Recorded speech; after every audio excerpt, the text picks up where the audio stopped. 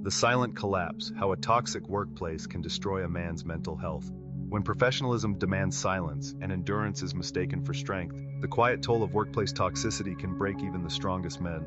Today we focus on a subject that I'm sure most of us have experienced at some point, the impact a toxic workplace can have on a man's mental health. Let's get into it. The cost of staying strong. For many men, work isn't just what they do, it's who they are. It's the proof of their worth, the measure of their reliability, the foundation of their pride. So when a workplace becomes toxic, when leadership humiliates, when colleagues manipulate, when constant pressure replaces respect, it doesn't just cause stress, it fractures identity, it poisons confidence. It quietly dismantles mental health in ways few people ever see. The pressure to stay silent. Men are taught to endure, to man up, to never let emotion interfere with performance. In a toxic workplace, that lesson becomes a trap.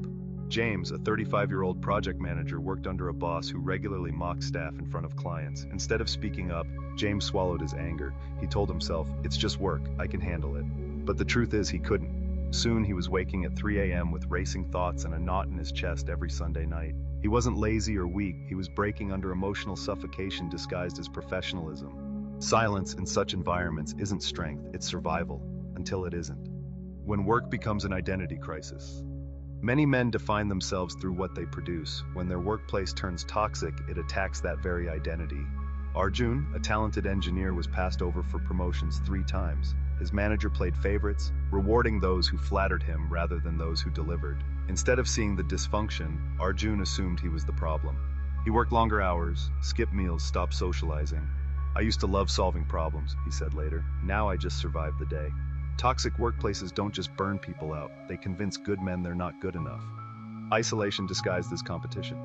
Modern corporate culture often praises high performance, but in toxic settings, that praise masks predatory competition. Men who crave teamwork are forced into silent rivalry. Vulnerability becomes dangerous. Genuine friendships become strategic risks. Malik, a sales executive, lived it firsthand. His company celebrated only the top monthly performer. When his closest friend outperformed him one quarter, their bond dissolved overnight.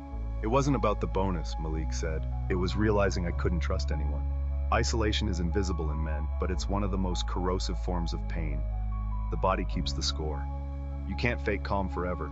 Chronic stress floods the body with cortisol and adrenaline, leading to insomnia, headaches, gut issues, and high blood pressure. Many men ignore these signs, mistaking them for tiredness or age. Luis, a warehouse supervisor, worked 14-hour shifts to meet impossible targets. He skipped meals and brushed off exhaustion.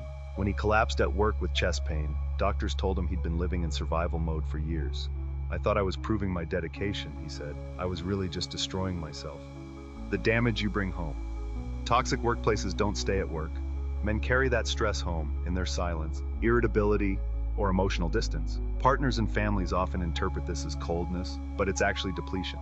Ethan, a marketing analyst, had a boss who belittled him daily. At home, he was quiet, detached, and short-tempered. His partner thought he'd fallen out of love.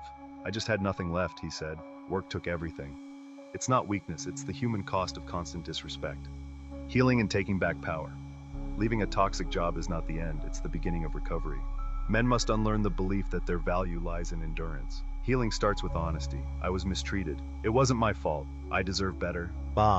Therapy helps rebuild emotional awareness. Supportive friendships remind men they're not alone. Reclaiming boundaries, saying no, resting, demanding fairness becomes a radical act of self-respect. And perhaps the most powerful step is recognizing this truth. Walking away from toxicity isn't failure, it's freedom. Final reflection. A toxic workplace can quietly destroy a man, not through one catastrophic moment, but through the slow erosion of his confidence, purpose, and peace. But every man deserves more than survival. He deserves to work in a place that values his humanity as much as his output.